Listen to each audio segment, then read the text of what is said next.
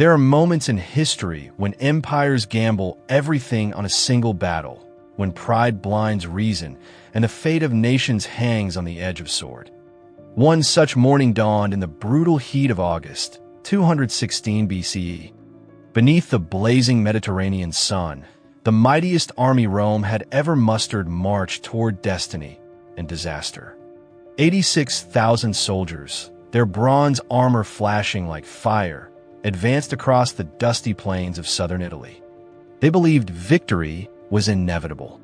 Ahead of them lay a small village called Cannae, and a Carthaginian general who would teach Rome the meaning of annihilation. By sunset, those fields would be buried beneath a carpet of Roman dead. Rivers would run crimson, and the name Hannibal Barca would echo through the ancient world, not as a mere enemy, but as a specter of genius and terror combined. This was not simply a clash of armies. It was a collision between Roman arrogance and Carthaginian brilliance, where discipline met deception, and the world's most formidable legions were slaughtered like trapped beasts. What happened at Cannae defied every convention of ancient warfare. It was not a victory. It was a masterpiece of destruction so complete that it nearly shattered the Roman Republic itself. The path to this catastrophe began 3 years earlier, when a young commander, just 26, made one of the boldest moves in military history. Hannibal Barca, heir to the legendary Hamilcar, who had once drenched Roman soil in Carthaginian blood during the First Punic War, carried within him a lifelong oath sworn before the gods. He would never be a friend to Rome. Raised amid tales of betrayal and vengeance, Hannibal grew into a man forged by purpose, and in 218 BCE, he unleashed that purpose upon the world. With an army of hardened soldiers, war elephants, and cavalry, he crossed the frozen Alps, a feat so audacious that even his enemies could scarcely believe it. Nearly half his men perished along the way, claimed by avalanches, hunger, and hostile tribes. Yet those who survived emerged transformed, a brotherhood of veterans drawn from every corner of the Mediterranean. Iberian swordsmen wielding their deadly falcatas, Celtic warriors bearing great shields and iron blades, African spearmen whose pikes gleamed like sunlight on bronze, and the swift, ghost-like Numidian horsemen who could appear and vanish like mist. When this diverse host descended into the Po Valley, Rome's reaction was as predictable as it was arrogant. They sent a massive army to crush the insolent invader who dared set foot on Italian soil. But Hannibal was waiting. On a frigid morning in December, at the river Trebia, Consul Tiberius Sempronius Longus learned his first and final lesson in Hannibal's art of war. 40,000 Romans charged across the icy waters, their armor freezing to their skin, their limbs numbed by the cold. The moment they reached the opposite bank, Hannibal struck. His cavalry slammed into their flanks, while hidden troops erupted from behind. The trap closed. 20,000 Romans died that day, their blood steaming in the frost. Those who crawled back to Rome brought tales that defied belief.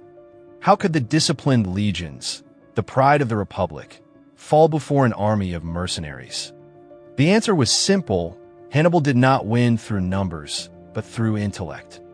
He could read the land like scripture, anticipate his enemies' thoughts, and strike with precision before they even realized they were exposed.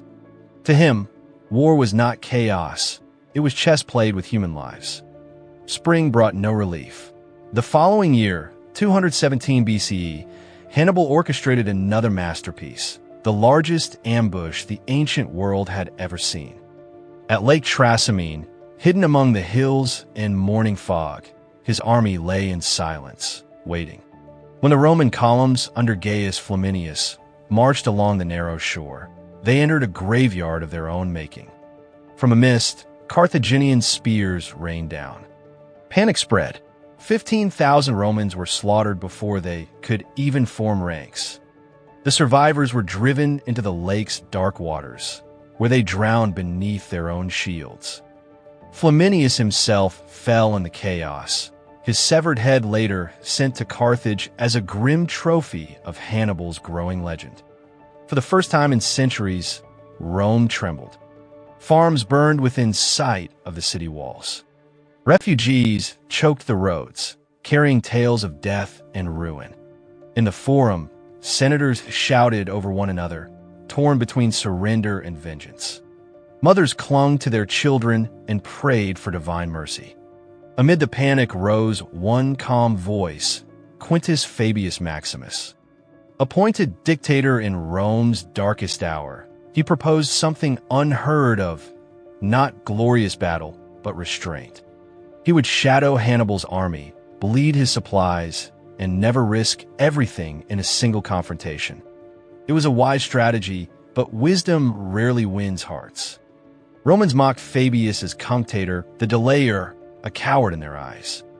Young nobles burned with shame that their legions hid in the hills while a foreign invader defiled their lands. That humiliation festered, and by 216 BC, Rome's patience had snapped. 2 new consuls were chosen, men who embodied Rome's divided soul. Lucius Aemilius Paulus, a veteran commander, believed in caution. He had seen what happened to those who underestimated Hannibal's mind. But his counterpart, Gaius Terentius Varro, was a man of the people, ambitious, defiant, and burning with fury. To him, talk of patience was cowardice. The Republic needed blood and vengeance, not delay. Their clash of ideals mirrored the struggle within Rome itself. Paulus urged prudence, to wear Hannibal down, not walk into his trap. Varro thundered for action, to reclaim glory and silence fear. And then came the spark. Word arrived that Hannibal had seized Cannae, a fortress holding the grain reserves that fed southern Italy. Its loss threatened not only supplies but the loyalty of Rome's allies. The Senate's choice was made. Pride triumphed over caution. Rome would march, and Hannibal would be waiting. The Senate's decision would echo through centuries, a choice born of pride, fear, and the unshakable belief in Rome's invincibility. Orders were given to raise the largest army the Republic had ever seen. 8 full legions, each numbering over 5,000 men, bolstered by an equal number of allied soldiers drawn from across Italy. Veterans hardened by years of campaign now marched beside boys barely old enough to lift a sword. Senators, nobles, and ambitious young officers filled the command ranks, eager to win glory and immortality in what they were certain would be the final battle of the war. As this massive host gathered outside the capital, the streets of Rome pulsed with confidence. The people cheered. Surely, no enemy alive could stand before such overwhelming strength. Hannibal's past victories, they said, had been tricks, mere sleight of hand. On the open plains of southern Italy, Roman discipline and sheer might would crush him once and for all. Soldiers laughed over campfires, boasting of the loot they would claim from Carthaginian corpses. The young dreamed of parading through Rome with Hannibal's severed head. But far to the south, the Carthaginian general was already setting the stage for his masterpiece. Hannibal chose his battlefield with the patience of an artist selecting the perfect stone. Every rise and hollow of the land, every gust of wind, every grain of dust was studied and calculated. Near the small village of Cannae, where the river Aufidus curved through a wide, flat plain, he found what he was looking for, a place that would become a graveyard for Roman pride. As the armies drew nearer, their approach was like the meeting of 2 thunderclouds, silent at first, but heavy with the promise of ruin. Hannibal's scouts tracked the Roman columns day and night, counting banners, watching formations, measuring every move with the precision of men who knew that survival depended on perfect knowledge. When they returned, their numbers were staggering. More than 80,000 Romans were on the march. It was an army to terrify any ordinary commander. But Hannibal was no ordinary man. His face betrayed no fear, only the cold calculation of a strategist seeing victory unfold 20 moves ahead. The Roman advance itself was a sight to stir both awe and dread. Legion after legion rolled across the countryside in perfect order, their bronze shields blazing in the sun like a river of molten fire. The ground shook beneath the rhythm of thousands of hobnailed sandals striking the earth, a sound like distant thunder, punctuated by the creak of leather harnesses and the bark of centurions' commands. Over every formation, the eagle standards of Rome glimmered proudly, symbols of a republic that believed itself unconquerable.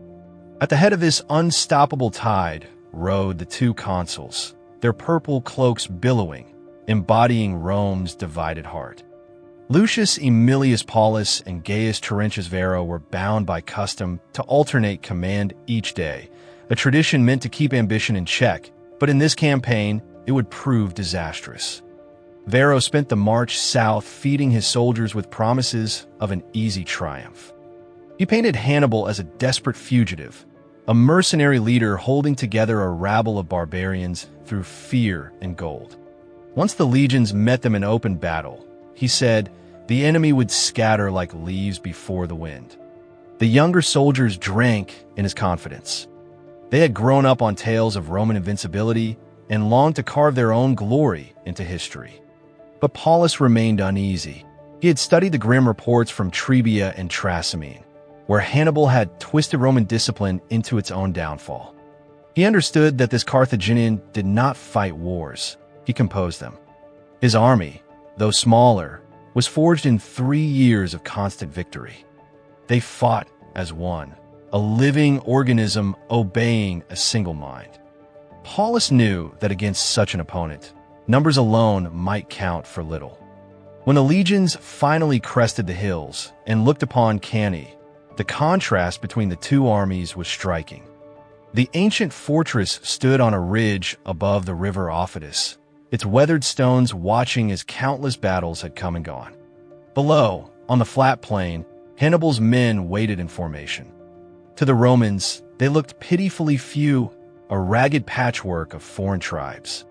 Surely, this was the day they would erase his name forever. But Hannibal had chosen this battlefield for reasons only he fully grasped. The open plain offered space for cavalry to maneuver, for traps to close unseen. The dry summer wind blew dust straight into Roman faces.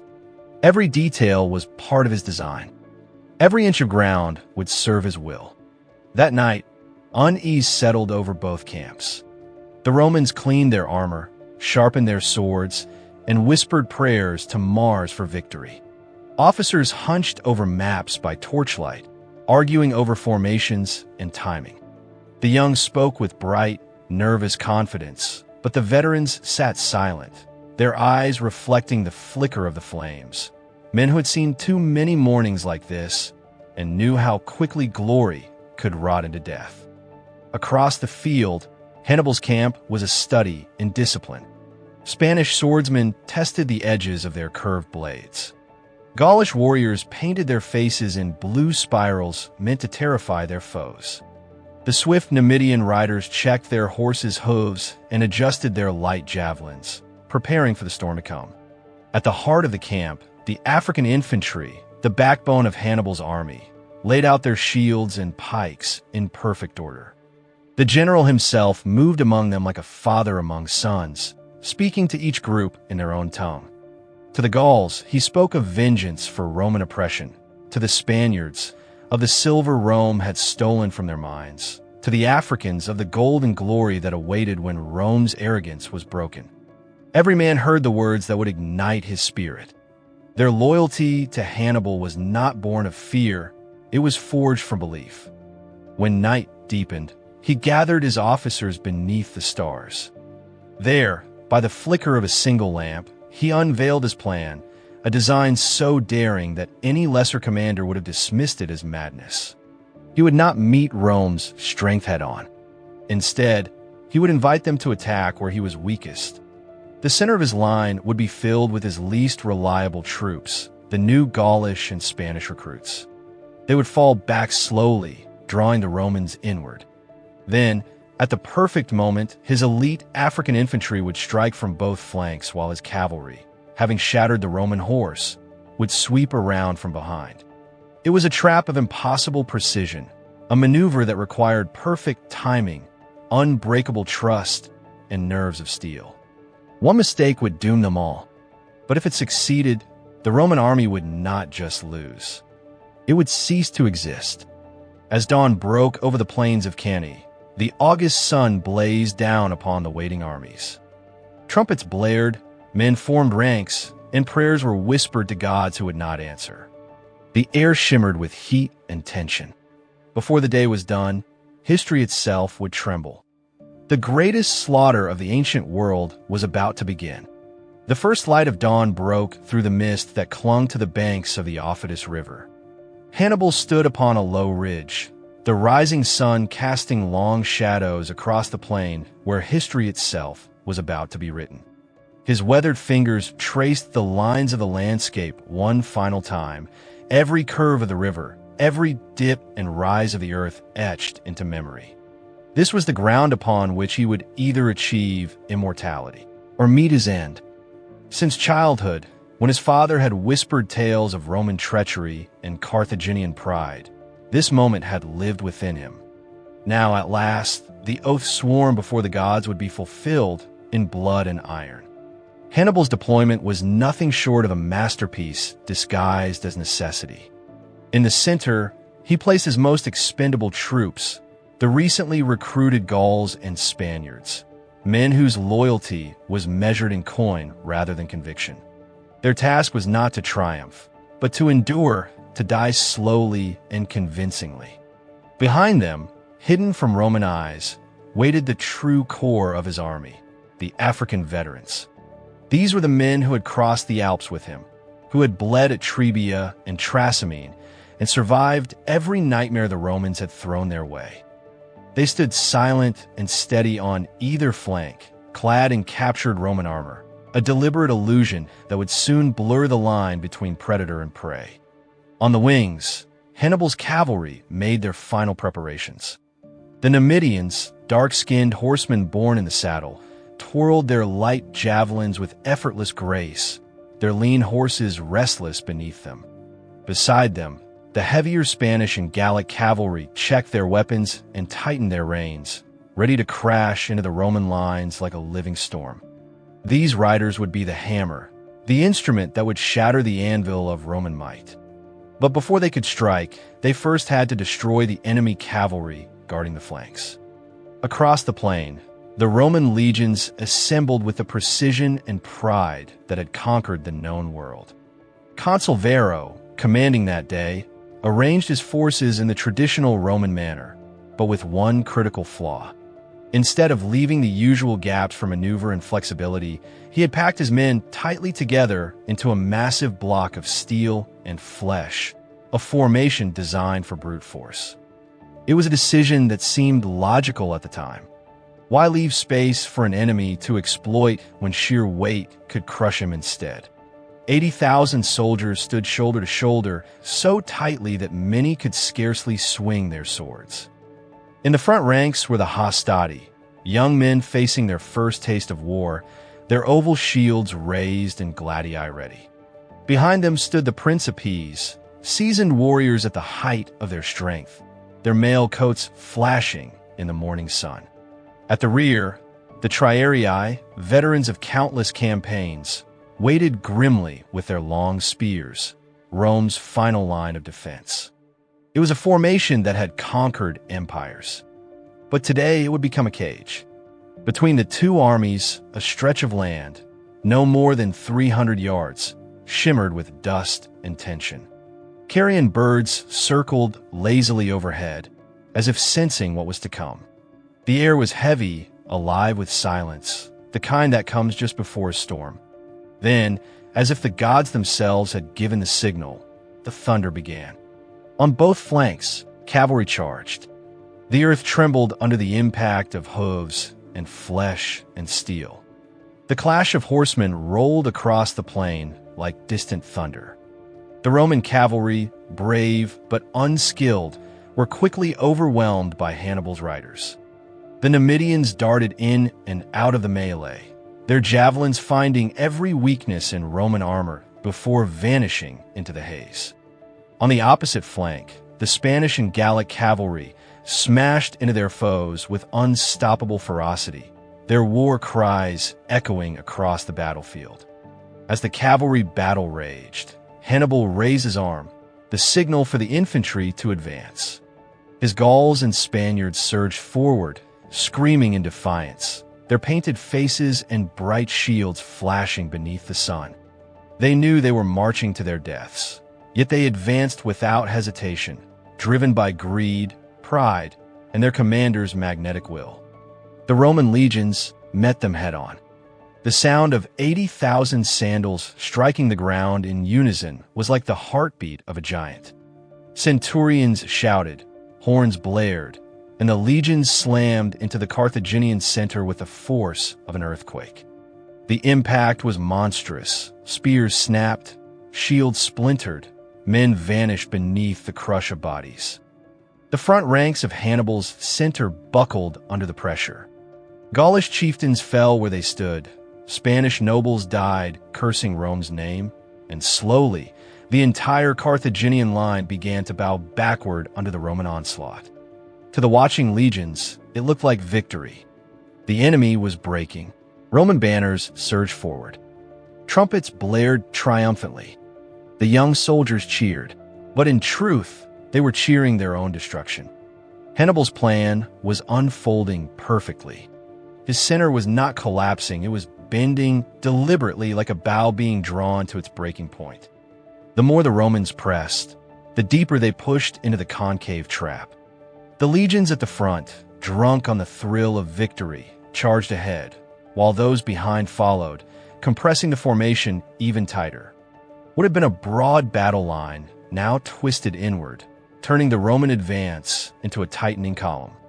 On the flanks, the situation had changed completely. Hannibal's cavalry had annihilated the Roman horsemen and now swept around the rear of the battlefield like a black tide. At the same time, the African infantry, silent, disciplined, and deadly, began to move. In perfect synchronization, they pivoted inward from both sides. The trap was closing. The Romans, focused on crushing the enemy before them, didn't notice until it was far too late. The Carthaginian line, once straight, had curved into a crescent. In its center, Rome's legions stood packed together, hemmed in by walls of steel.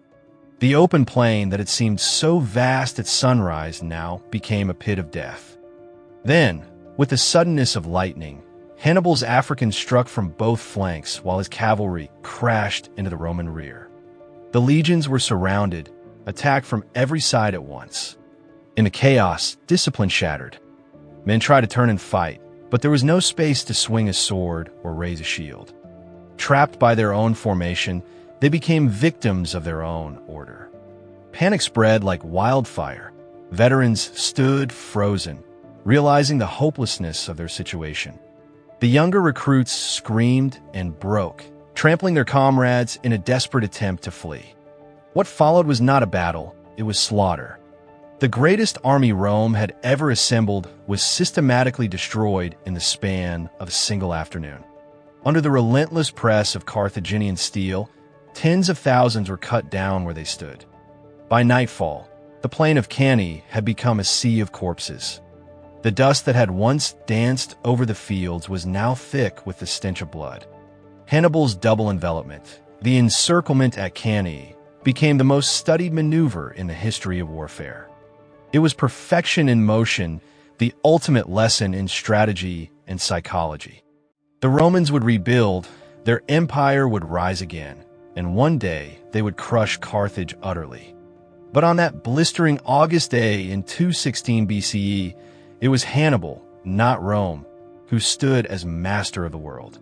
Sometimes, the greatest victories are born not of strength, but of understanding, and the greatest defeats, though drenched in blood, forge the very legends that shape empires.